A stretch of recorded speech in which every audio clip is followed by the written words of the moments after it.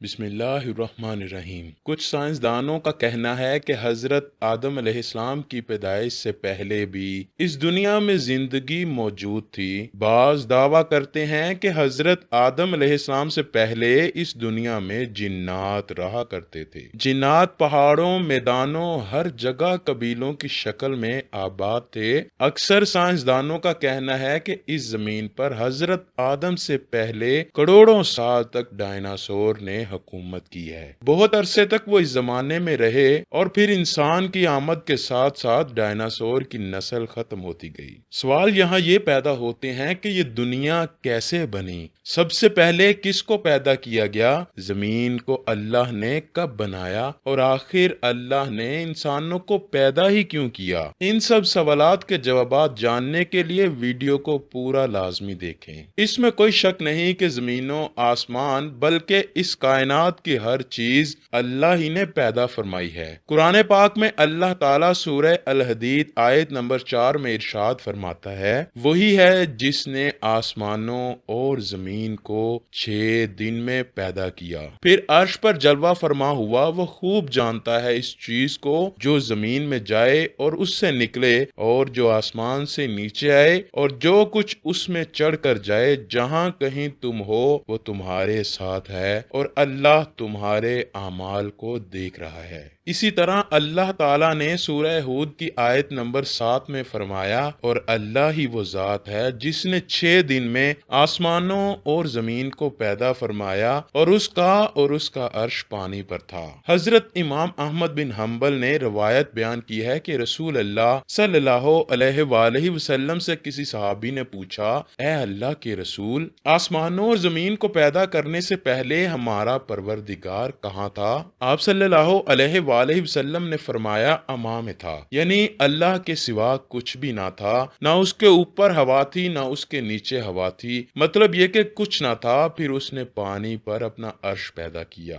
گویا یہ تھی مخلوق کی ابتدا۔ حضرت امام احمد، حضرت امام ترمذی، حضرت امام ابو داؤد اور بے شمار محدثین نے روایت بیان کرتے ہوئے کہا کہ رسول اللہ صلی اللہ علیہ وآلہ وسلم نے فرمایا، بلا شبہ اللہ نے سب سے پہلے قلم کو پیدا کیا، پھر اللہ نے اس کو حکم دیا، وہ اسی طرح چل پڑا اور قیامت تک کے ہونے والی ہر چیز کو لکھ دیا۔ یہ اللہ کا علم تھا کہ جس کو قلم نے اس کے حکم کے مطابق لوح محفوظ پر لکھا۔ دوستو، یہاں آپ کو بخاری شریف کی حدیث مبارکہ بیان کرتے چلیں کہ ایک دفعہ یمن سے ایک وفد حضور اکرم صلی اللہ علیہ وآلہ وسلم کی خدمت میں حاضر ہوا۔ وہ عرض کرنے لگے، اے اللہ کے رسول، ہم آپ کے پاس دین کو سمجھنے کے لیے حاضر ہوئے ہیں، اور ہمارا یہ سوال ہے کہ اللہ نے سب سے پہلے کیا چیز پیدا کی تھی؟ آپ صلی اللہ علیہ وآلہ وسلم نے فرمایا، اللہ تھا، اس سے پہلے کوئی چیز نہ تھی، اس کا عرش پانی پر تھا،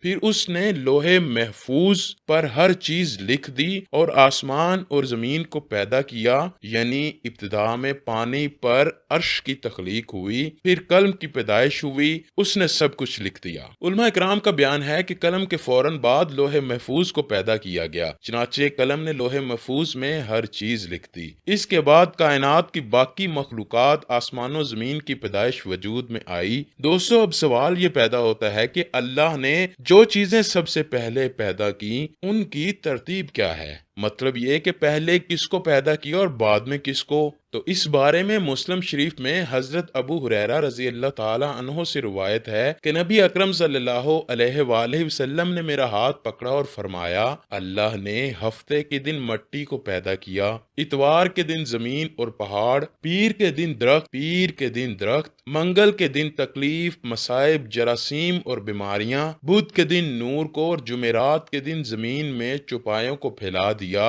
اور تمام مخلوقات میں جمعے کے دن کی آخری گھڑیوں یعنی عصر سے رات کے درمیان حضرت آدم علیہ السلام کو پیدا کیا گیا۔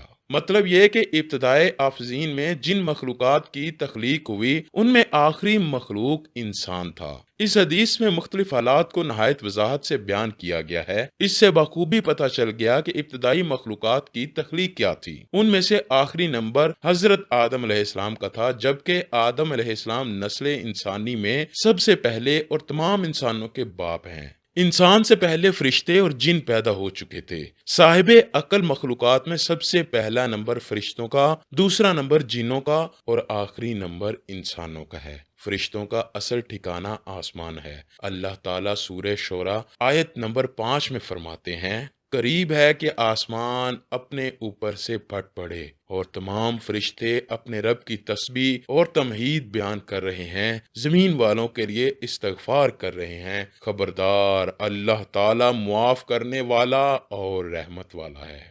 مسلم شریف میں حضرت عائشہ صدیقہ رضی اللہ تعالیٰ عنہ سے روایت ہے کہ نبی اکرم صلی اللہ علیہ وآلہ وسلم نے فرمایا، فرشتوں کو نور سے اور جنوں کو آگ سے پیدا کیا گیا، اور آدم کو اس چیز سے پیدا کیا گیا جو تمہارے لیے بیان کر دی گئی، یعنی مٹی سے۔ فرشتوں کی تخلیق کے بعد جنوں کو پیدا کیا گیا۔ جنوں کو بھی انسانوں سے پہلے پیدا کیا گیا تھا، جیسا کہ اللہ تعالیٰ سورہ الحجر کی آیت نمبر 27 میں فرماتا ہے، اور اس سے پہلے جنات کو ہم نے لو والی آگ سے پیدا کیا۔ جنات کے بارے میں بہت زیادہ آیات اور احادیث موجود ہیں۔ اللہ تعالیٰ فرماتا ہے، اور جنات کو آگ کے شعلے سے پیدا کیا گیا۔ یہ آگ کے بھڑکتے شعلے کے کنارے کو کہتے ہیں۔ گویا جنوں کو آگ کی جڑ سے نہیں بلکہ آگ کے شعلے کے کنارے سے پیدا کیا گیا۔ قرآن مجید میں اللہ تعالیٰ نے ابلیس شیطان کا قول نقل کیا، تو نے مجھے آگ سے پیدا کیا۔ اس طرح پہلے بھی بیان ہو چکا ہے۔ اللہ نے فرمایا، اس سے پہلے جنات کو ہم نے لو والی آگ سے پیدا کیا۔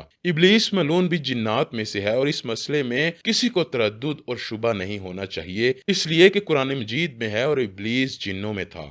مطلب یہ کہ وہ فرشتوں میں سے نہیں تھا۔ حضرت حسن بصری رحمۃ اللہ علیہ فرماتے ہیں کہ وہ پلک جھپکنے کے برابر بھی فرشتوں کی جنس میں داخل نہیں ہوا۔ حضرت عبداللہ رضی اللہ تعالیٰ عنہ اور حضرت عبداللہ بن عباس رضی اللہ تعالیٰ عنہ فرماتے ہیں، وہ ہماری زمین پر رہائش پذیر تھے، لیکن جب جنات فتنہ و فساد میں مبتلا ہو گئے اور حد سے بڑھ گئے تو اللہ تعالیٰ نے فرشتوں کا ایک عظیم الشان لشکر ان پر حملہ آور ہونے کے لیے بھیج دیا۔ فرشتوں اور جنات میں بہت زبردست لڑائی ہوئی، اور اللہ پاک کے حکم سے فرشتوں نے جنوں کو شکست دے دی، اور وہ میدانوں سے بھاگ کھڑے ہوئے۔ انہوں نے سمندروں اور جزیروں میں پناہ لے لی، چنانچہ آج تک ان کے رہنے کی جگہ یہی جزیرے، جنگلات اور پہاڑ ہیں۔ اس واقعے کے 2000 سال بعد اللہ تعالیٰ نے حضرت آدم علیہ السلام اور حضرت حوا علیہ السلام کو زمین پر اتارا، اور پھر ان سے تمام انسانیت کی نسلیں چلیں، اور ایسے ہی ایک دن اللہ رب العالمین اس زمین پر انسانوں کو دیا وقت ختم کر دے گا، اور جیسے یہ دنیا بنی ایک دن ویسے ہی ختم ہو جائے گی۔